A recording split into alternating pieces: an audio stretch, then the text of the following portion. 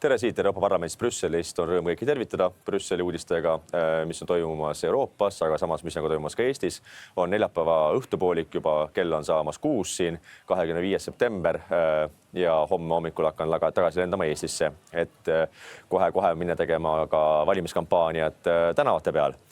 Igatahes, viimastel päevadel on toimunud siin parlamendis küll mõned komisjoni istungid, kuid vast kõige tähtsam olulisem minu jaoks oli kohtumine just täna hommikul, neljapäeva hommikul Eesti Põllumajandus-Kaubanduskoja esindajatega. Tegemist on siis esindusorganisatsiooniga, kes esindab Eesti põllumehi, toidutootjaid, loomakasvatajaid, et ikkagi Eesti siis põllumajandussektor oleks võimalikult tugevalt esindatud ka Euroopa Liidus ja ka siis suhetes kas Eesti valitsusega.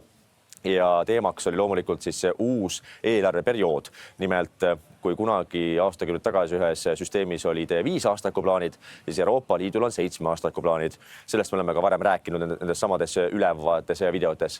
Ja praegune 7-aastane eelarveperiood lõpeb 2027. aastal ja siis uus algab 2028. aastal kuni 2034. Ja nüüd siis eelmisel nädalal Euroopa Komisjon tuli ka välja detailsema, konkreetsema siis plaaniga, et kuidas rahastatakse põllumajandussektorit. Kuna me teame, Euroopa Liidu eelarvest väga suur osa, umbes kolmandik, läheb põllumajandussektorile ja Eesti on jätkuvalt vaeslapse rollis peale 20 aastat Euroopa Liidus, kus meil on ühine turg, ühised regulatsioonid, ühised samad hullumeelsed nõuded, bürokraatia nõuded, siis Eesti põllumees saab jätkuvalt vähem siis pindala toetust, kui näiteks Prantsusmaa tootja, kes saab kõige rohkem. Seega, kuigi me peame konkureerima samadel tingimustel, tunduvalt kehvemas klimaatilises olukorras, aga meie tootjad, meie põllumehed saavad vähem toetust. Ehk nii palju siis võrdsest Euroopa Liidust, kus kõik on võrdsed. Loomulikult ei ole. Aga selle uue eelarveperioodi plaaniga, millega Euroopa Komisjon välja tuli, tahetakse asi veel hullemaks keerata. Ja just nimelt sellest me ka rääkisime täna hommikul Eesti Põllumajandus-Kaubanduskoja esindajatega, et uue siis selle plaani järgi väheneks toetused 20% ja see osa raha tõstetakse hoopis sinna nii-öelda üldisesse siis eelarvepotti, et kui praegu on olnud eraldi spetsiaalselt ühine põllumajanduspoliitika eelarve, kus siis jagatakse üle Euroopa põllumeestele toetust.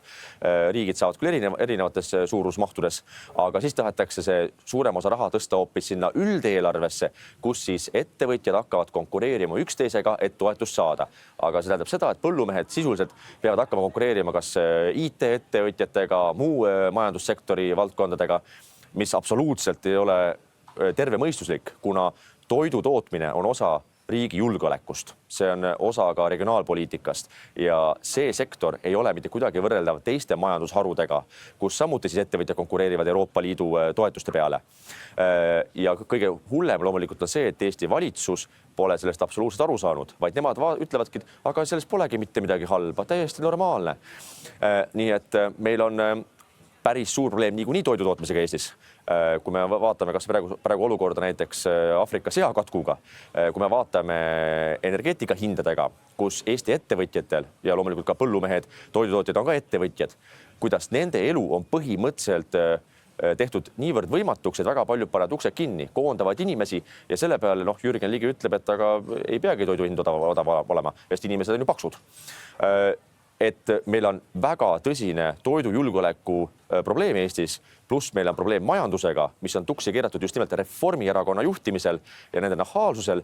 Ja täna, kui me räägime Euroopa Liidu siis uuest eelarveperioodist põllumajanduspoliitikas, siis läbirääkimised algavad siin Brüsselis, näiteks ministrite nõukogud, tähendab siis seda, et iga Euroopa Liidu liikmesriigi põllumajandusminister või maaeluminister sõidab Brüsselisse, hakatakse läbi rääkima, kes tahab mis tingimusi, kes tahab midagi muuta, aga Eestit esindab ju põllumajandusminister Hendrik Johannes Terras, keda ma hetkel kõige rohkem näen hoopis sotsiaalmeedias jooksmas Tallinna linnas busside ja ratastega.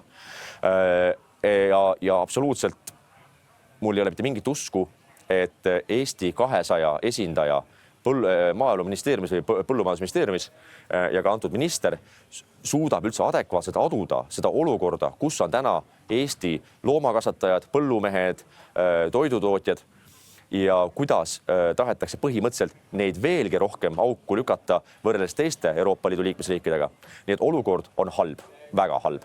Aga me siis loomulikult üritame siin Euroopa Parlamendis oma poliitgrupi kaudu survestada just nimelt nende õigete sõnumitega, et loodus on kasvõi näiteks see, et hetkel tundub, et Ungari näiteks ei ole selle ettepanekuga nõus, millega Euroopa Komisjon välja tuli möödunud nädalal. Et Ungari on selles küsimuses kahtlemata Eesti põllumeeste tänane liitlane. Samuti poolakad pole sellega rahul, lätlased pole rahul, leedukad pole rahul.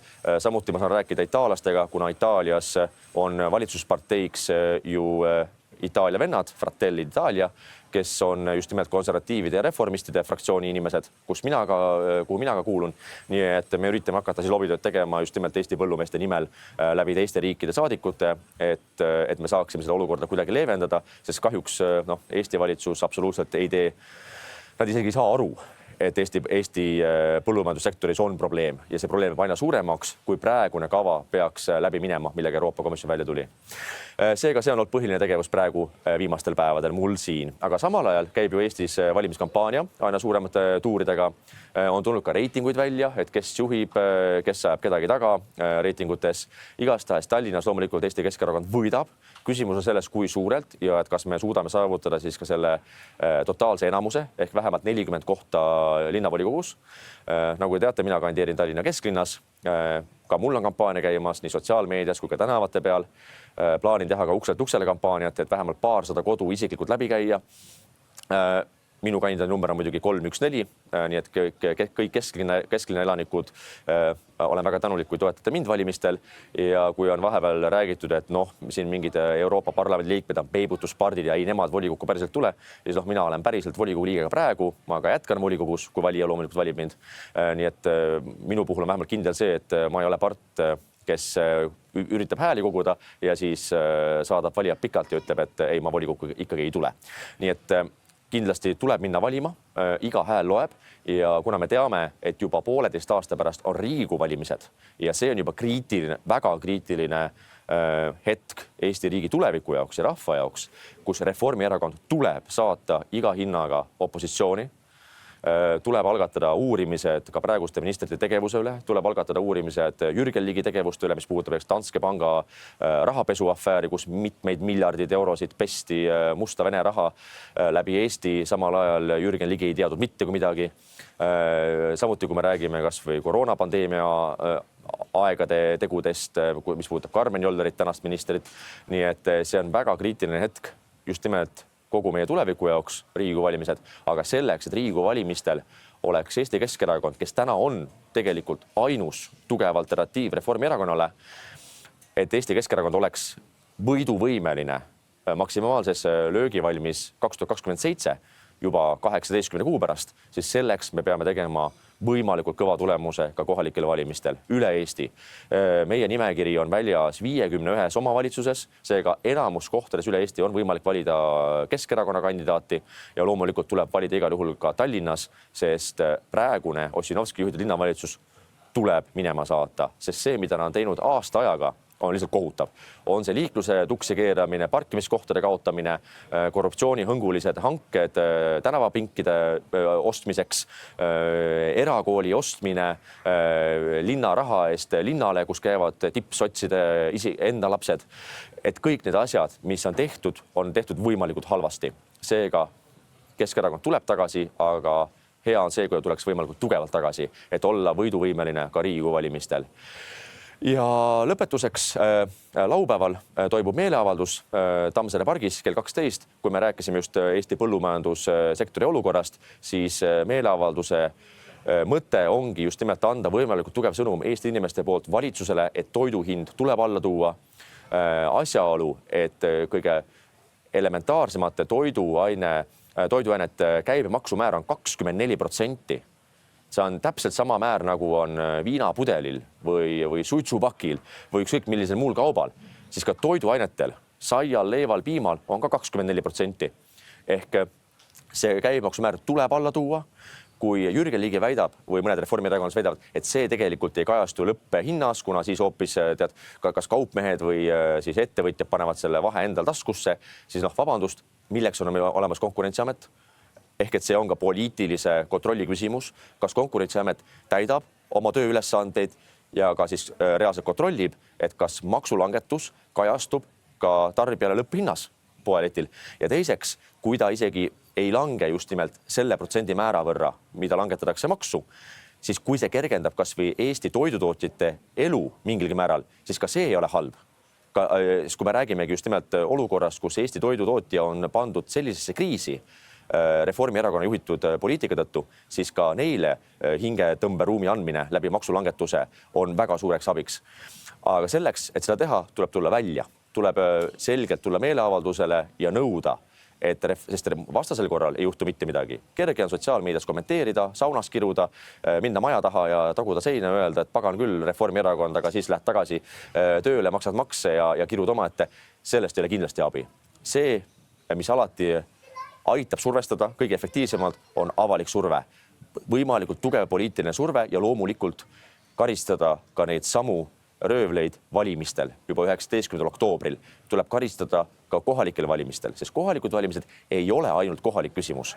Kohalikud valimised on ka selge hinnang tänase valitsuse poliitikale ja tegudele. Ehk see on seotud palju suuremate küsimustega kui ainult kohalikud teed või mänguväljakud. Seetõttu näeme laupäeval kell 12 Tammsaare pargis ja kõige viimane asi, täna 25. september, täpselt täna möödub 125 aastat Artur Sirgu sünnist. Ma arvan, et enamus minu jälgijad teavad, kes oli Artur Sirk ehk vabadussõjalaste legendaarne juht, kes suri 1937 Luksemburgi väikelinnas Echternachis tõenäoliselt Pätsi poolt tellitud poliitilise mõrva tõttu, kui ta lükati rõdult või aknast alla. Aga fakt on see, et Eesti demokraatia suri 1934, 12. märts riigipöördega, kui Päts, Laidoner ja August Rei, sotsialist loomulikult taas, panid toime riigipöörde, sest nad kartsid, et järgmisel kuul ehk aprillis 1934 nad oleks kaotanud võimu ja demokraatlike valimistega oleks tulnud võimule hoopis vabadussõjalaste liit, mida juhtis Artur Sirk. 500 vabadussõjalast vangistati, sealhulgas Artur Sirk, kes õnneks pääses vanglast põgenes Soome, sealt juba edasi läbi Rootsi Hollandisse, jõudis lõpuks välja Luksemburgi ja kus ta siis tõenäoliselt mõrvati. Aga Eesti ajaloo mõttes ja demokraatia mõttes on kahtlemata Artur Sirk üks olulisemaid isikuid kõikide eestlaste jaoks. Artur Sirgu ausamba me avasime, kui ma õigesti mäletan, 8 aastat tagasi Amblas. Ambla kalmistul on maetud ka Sirgu vanemad ja Amblas käis ta oma esimesed aastad koolis, kohalikus väikses koolis. Nii et Amblaga just nimelt on Sirk olnud lapsepõlves väga tihedalt seotud ja seetõttu Amblas kiriku pastoraadi ees on täna siis kenasti olemas Artur Sirgu ausammas, kus tihti küülad põlevad, on lilli viidud, nii et on tegelikult Eesti peal inimesi, kes külastavad seda ausammast ja hoiavad meeles Sirgu tegemist Eesti ajaloos, mis on olnud kahtlemata väga oluline. Mina soovin kõigile ilusat saabuvat nädalavahetust, kohtume laupäeval Tammsaare pargis, kohtume võib-olla kampaania ajal erakonna telkides kesklinna piirkonnas ja kui me varem ei näe, siis läbi interneti näeme taas nädala ülevaates umbes nädala pärast siit samast Brüsselist Euroopa Parlamendist. Olge terved ja elame edasi!